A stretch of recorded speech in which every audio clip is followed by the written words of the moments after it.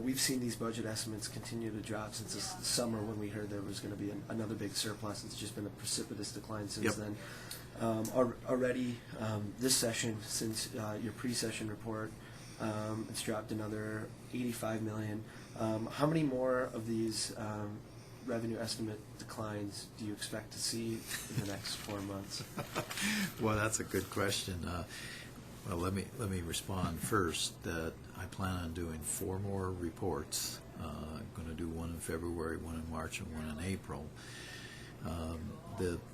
We rely pretty heavily on Global Insight, which is a national forecasting firm. They do provide monthly updates to us, and that drives a lot of our underlying assumptions. Now, there's other information that we get too from collection activity, the Department of Revenue's tax return data that can help us, but from an economic standpoint, we really do rely pretty heavily on Global Insight. In terms of what they are seeing, they have continually provided an outlook that is, grimmer each month, and so if based on a lot of the information that I'm reading right now, there's a lot of negative signals out there of what's going on with the economy. Obviously, the stimulus package is one of those areas that we're trying to focus in on and possibly look at it from 2 aspects. One is that the stimulus package may have some form of tax cuts in it.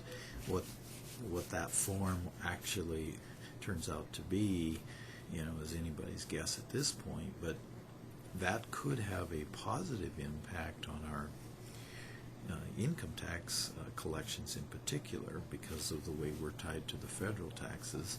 So that's one aspect of the stimulus package.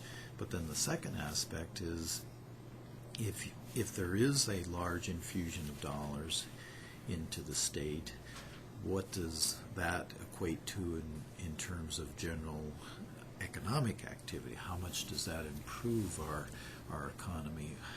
So there's really 2 aspects of the stimulus that we definitely want to try and get some type of impact estimates eventually at some point in time here.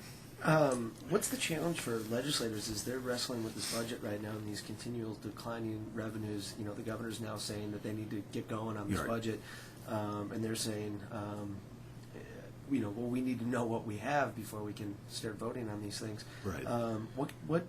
What impact does this potential stimulus package have on lawmakers wrestling with the current budget, and what's the responsible thing for them to do? Well, in fact, that's kind of one of the things that we're going to discuss at 11 o'clock today with leadership. But from our perspective, the current budget situation, removing the effects of stimulus, is the task at hand, and we highly recommend that they deal with that, because what information we have available on the stimulus package is that it is additional dollars that will be used for construction, whatever type. Specific types of projects. Right. And they're kind of independent because they're... It's almost like a separate budget. Yeah, exactly. And we're obviously recommending that you don't take those stimulus dollars and supplant your general fund obligation, because if you do that, you just create an incredible deficit situation 2 years from now when those stimulus dollars are no longer there. So deal with the current budget, and then when and if that stimulus money comes, I think everybody thinks it's going to come. Right. How much is still a question. But when that money comes, deal with that as a completely separate package. Yeah, and it can be rolled into the Appropriation Act, House Bill 2 in this case, but it can be add-ons, and it can be dealt with in full appropriations committee. If we don't have the numbers by then, it can be. I mean, there's a number of places along the way that it can be built into the budget. And I'll make this my last question, but from a revenue standpoint, when you said you have 4 more reports coming out, and at this point, looking at the economic data, you said there's a lot of negative signs. So one might surmise at this point that it's likely that those reports may see continuing declines in revenues. I think there's there's always the possibility that we could start to see some signs of things turning around. I guess I try to be optimistic, but so far we have not seen that since probably about September, October timeframe.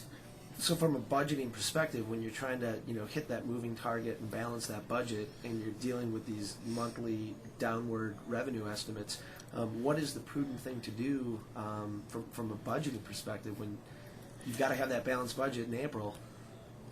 I think and it's probably easy for me to say, but from a perspective of developing a budget, the legislature's got to prioritize, and as they're going through this process now, if they believe that the additional $85 million should be taken out of the budget, I think what they should do is try to prioritize those pieces of the budget that are most important, and if the revenues start to slip further, then they have that prior to go from the bottom of the list up. Yep, exactly.